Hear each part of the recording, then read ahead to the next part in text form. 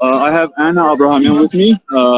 I think she needs no introduction, but for those who don't know, she's a very popular analyst, and she has her own Facebook and YouTube channels where she provides very timely and regular updates on what goes on, especially in geopolitics around the world and around our region.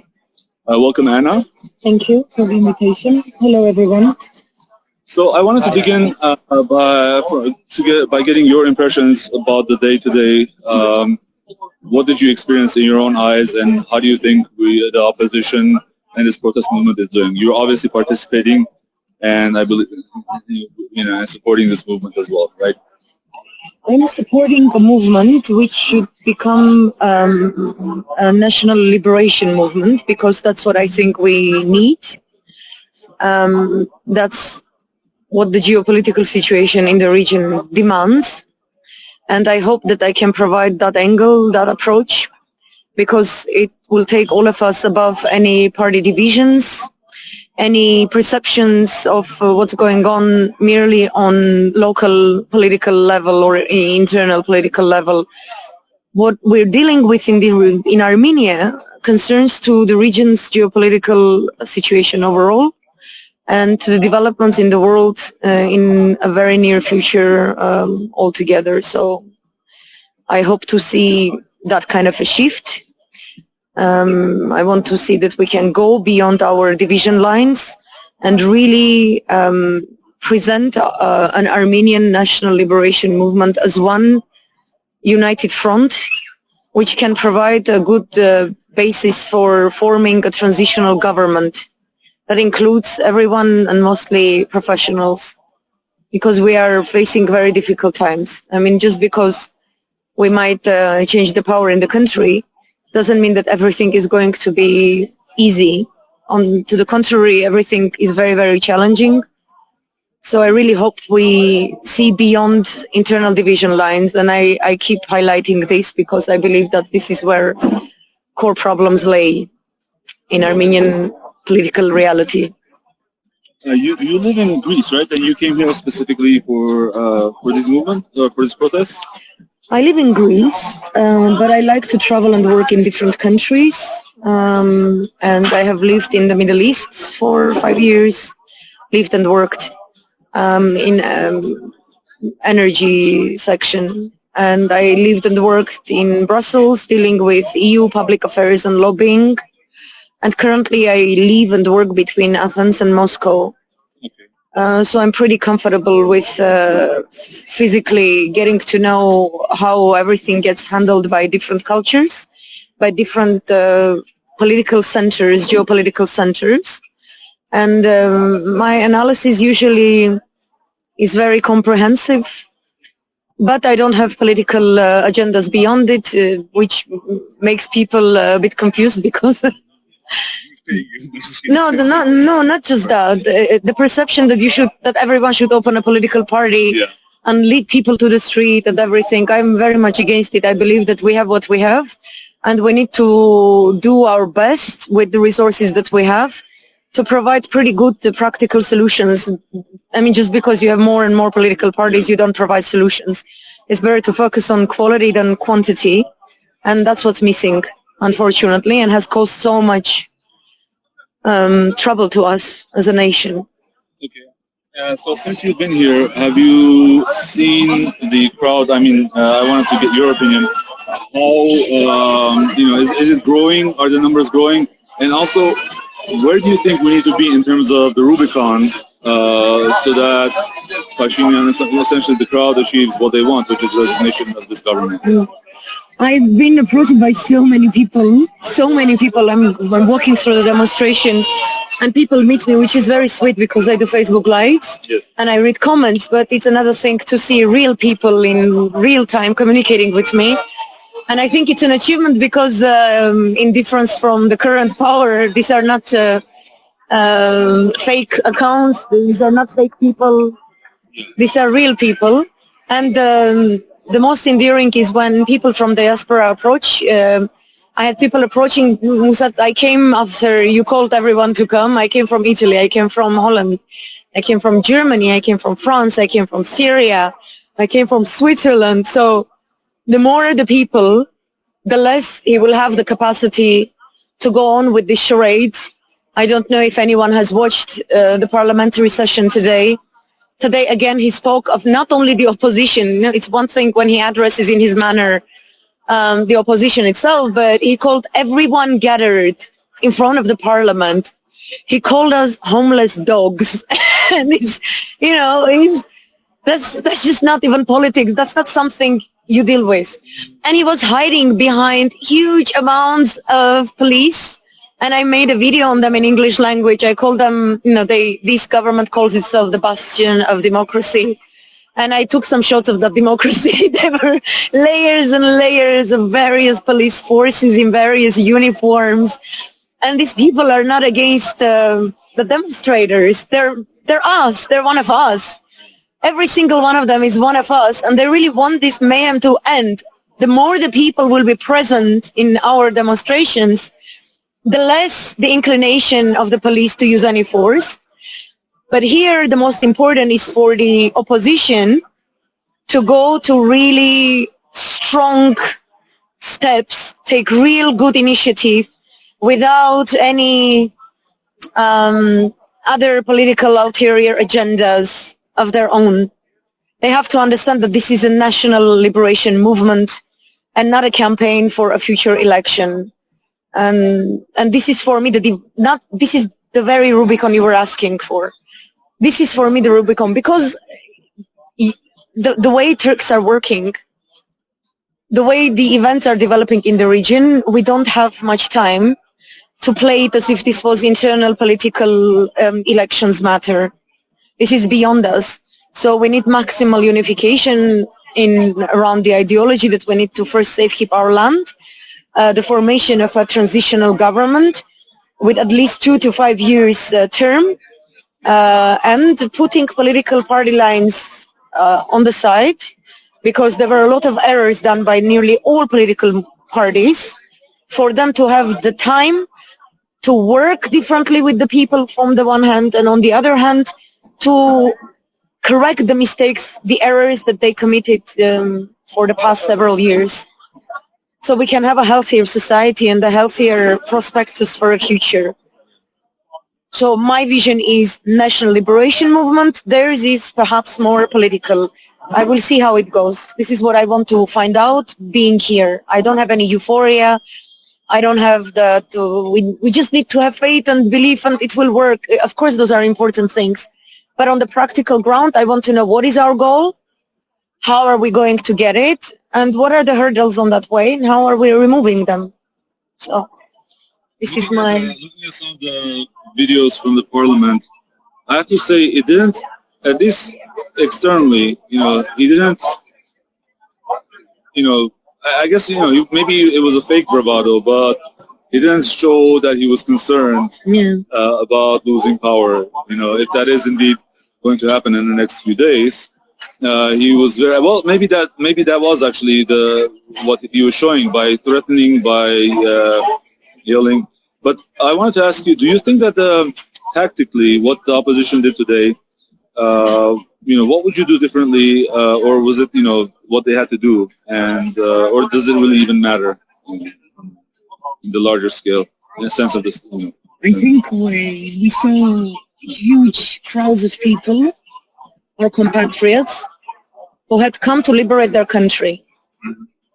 Liberate their country. They're not coming after a specific person. They are people who are beyond populism. The people who are marching today, they realize the dangers, the threats that we have as a society. So the opposition is obliged, they owe it to our nation to take that step, to take that leader's position and do what the people demand. This is my final opinion of what happened today. I won't go into more details. Perfect. Let me then ask, if anyone has questions, feel free to request. A question right now. I have a question. I did not watch the parliament proceedings today, Hovig. Did he really call the opposition members homeless dogs? No, not only opposition members. Everyone standing in front of the parliament are homeless dogs. This is exactly quotation from him. Anna, I'm interested in this because if public officials among the opposition members were also among them, could the prime minister be sued for insulting public officials? Yes, but he has never been sued for anything before. This is not the first time he name called. This time he called the nation. Basically, he keeps on maintaining the division lines. You know, from the moment he came to power, he divided the people between blacks and whites, and the previous ones and the current ones. And he kept saying that he is only representing the ones who voted for him. And anyone who hasn't voted for him are some elitist, oligarchic, robbers of I don't know what. You know, he has so many evil words in his vocabulary, endless, and he's never been sued for anything. Never. Anna, I wanted to ask if it's okay. A few days ago, Edgar El-Bakyan was talking about why the opposition failed in 2021, February, to achieve this regime change or kick Nicole out. And he mentioned something that is controversial based on the different people that I talked to. He said basically that the government of Turkey threatened to intervene should Onik Gasparyan sort of go ahead with this threats. Do you have any? I don't see that evaluation. I find it a bit, I'm sorry. I respect Edgar El-Bakyan a lot. He's a very good analyst, but Turkey did not threaten. Russia was defending us. There were Russian airplanes guarding our borders, the air territory. During those protests, no, I don't share that evaluation. I believe that in the course of the past year, we have had 5 opportunities where the opposition could have done what it was supposed to do. The main problem for me is the division lines among the political parties. The habit of doing things the old-fashioned way, perceiving the internal political matters and their divisions as more important, as more primordial than the geopolitical demands in the region of the day. And it was very, very obvious for me. Right. And they were not radically going ahead and helping Onik Gasparyan to do what he was supposed to do. They softened him up and they turned him into someone who could go himself and talk to the government, whom the same opposition on the streets was calling traitors. So they have to correct their mistakes this time around. I will wait and see what will happen tomorrow to give a full evaluation of today as well. And then I will do my critique, which has hurt a lot of them, and because they come back to me. That's another problem, actually, because they claim that you're not supposed to criticize them if you are supporting them. It's very funny.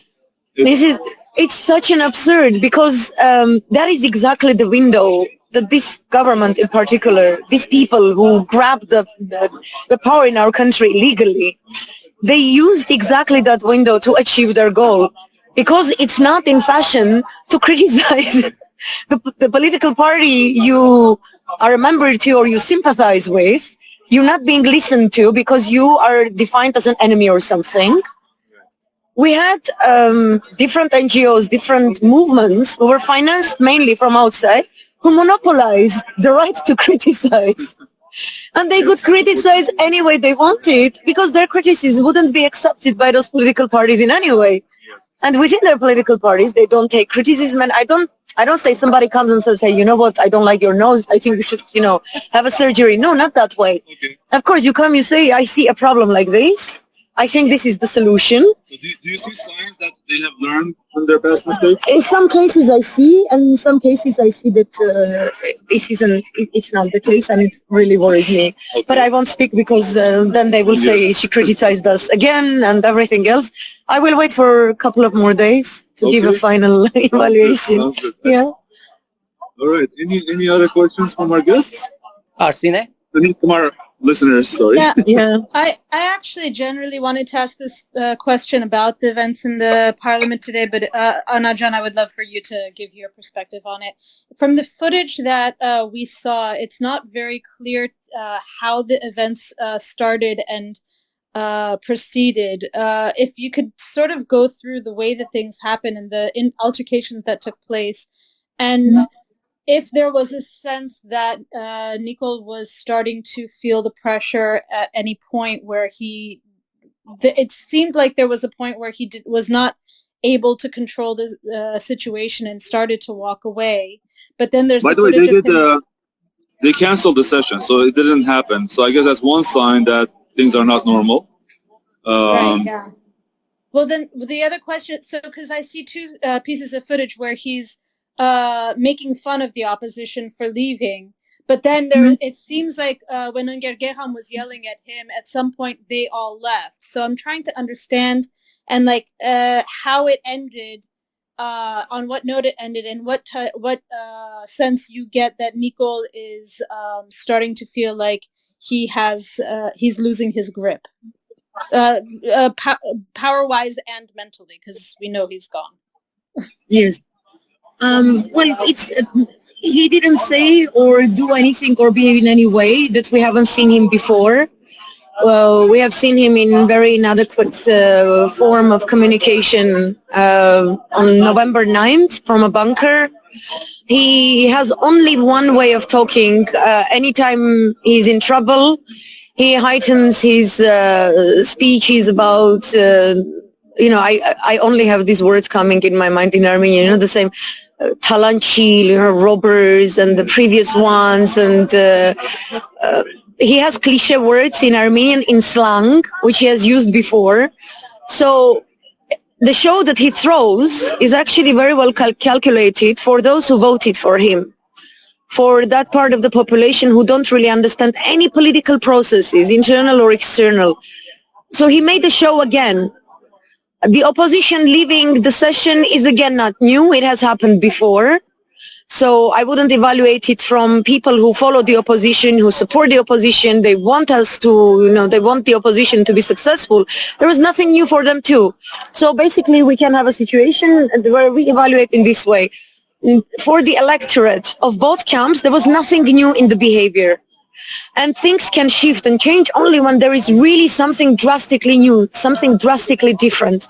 The people who were gathered there today thought that that drastic difference would take place today, and it would take the form of people surrounding that National Assembly and not letting them leave that room. I mean, the opposition leaders would leave, but Nicol and his team would stay in there. I mean, when you're going in and handing him a text where he has to sit and write that I am no longer the prime minister, you have to give him a time. You have to make it very hard for him to leave the building, impossible to leave the building. You will give us a response now, because we have today the foreign minister negotiating with Turks in Vienna, I think. No, and we have the head of the national security dealing with Azeris in Russia. They're building the text, the final text of the so-called peace agreement. And people were puzzled, why are we leaving? And this is what I'm trying to hint in my previous answers. I cannot even do a live and address this, because the opposition will take it like I'm criticizing them. But I was standing among the people, and there were lots of people. At no other point in time has there been a demonstration of opposition with this many people attending. So they will not have an excuse to say, you know what, there wasn't enough quantity of people. And today was the build-up. Today was the day when he was there, and we had to surround that building in a peaceful manner and tell him, you know what, take a decision now. You have 2 hours, 3 hours, 24 hours, whatever. We will bring you food, whatever you want. You can take the microphone and call everyone who doesn't agree with you a homeless dog or something like that. He has such phrases. He said, he would say, I want to see people's heads being slammed on walls, or people drawn onto asphalt and beaten. Whatever you want, by the way, but give us an answer. And none of that happened, so there was no difference in neither the government's behavior nor the oppositions. And people are puzzled now. And by the way, that style of speech, I think, is not accidental. We saw even before the day began, I think Alen Simonyan was quoted as, saying, it's our fault that we didn't take all your businesses away from you, and other threatening sort of speech. So I think that the government has a clear tactic, which is now to sort of increase the verbal sort of conflict between, and it seems like they think that it will work for them. But I'm anyway, sorry. Can you elaborate on what Alen said about taking your businesses away? I think it was I read it very quickly. It was an article in Heraparak, which is not the best source that I want, but that I sort of read. But it's still, sometimes they quoted him as saying, it's owned by his mother-in-law. But anyway, they quoted him as saying, it's our fault that basically you're off so easy, and maybe we should have been be much harsher with you guys so that you guys will learn your lesson. Something like that. I forget the exact. Okay. Wow. Yeah. Okay. Thank you. But I'll send I'll tweet about the link if you're interested. Anna, I don't know how much time you have. I'm actually just kind of curious how many people lost their business in the last 4 years, because it feels like they've already taken away plenty of businesses, but maybe I'm just getting personal. Sorry. Well, no, I mean, they have taken away a lot of businesses, but I think we're all collectively on the verge of having our country taken away. So I don't know if, but yes. More than the small businesses, let's talk about the Zangezur molybdenum. Yeah. The number one taxpayer. Right. It's now, but Anna, I don't know. I don't know. For people who might want to follow you, what's your Twitter handle? I don't think she's on Twitter. I don't have Twitter. I'm on Telegram, which is a Russian source, but it's mainly in Russian and Armenian. But now in Russia that Facebook and Instagram are banned, it's a great communication way to reach the largest diaspora, which are the Russian Armenians. I do simultaneous lives when the Facebook is on. I do live on Facebook, while on Telegram people follow the audio version and they can give live questions, and there is a link through which people can join and give questions. But Facebook is the most operable way, and also there is a YouTube channel. And today I made a couple of videos from the demonstration, especially the police force. I was teasing them. I started to speak with the police in Armenian peacefully, and I was taking a video. And one of the guys standing there, he looked at me in a very harsh way, hearing Eastern Armenian speech. And he was like, you don't have the right to film. And I switched into English, and suddenly I had the right to film, I switched into English and I started to, I make sometimes very teasing. I have a specific way of doing lives, specific linguistic tricks and everything to try to get the attention of as many, of people of various classes. So I don't have one way of doing lives, but you can see the amount of the police force there. You can also see how much joy was in there, how much people were so happy to be there, and they were so determined. They were determined to do something. Yeah. Their eyes had determination. They didn't come to hear music. They didn't come to follow one particular political party or political leader. And if you follow the bickerings between the opposition and the government, when they make claims, mutual claims, the one side says, you don't even have a leader. And the other one says, and your leader is Nicole, and that's it. And this is not about leaders at all. We are this is a major, major crisis. We are about to lose our tiny Armenia, exactly the way we lost our Metzaik last century around this period. And I don't seem like, from what I see, they don't seem to understand that this problem is bigger than them. The nation and homeland right now are bigger than them. And this is a trouble on both sides. But again, I cannot criticize anyone. I think that's,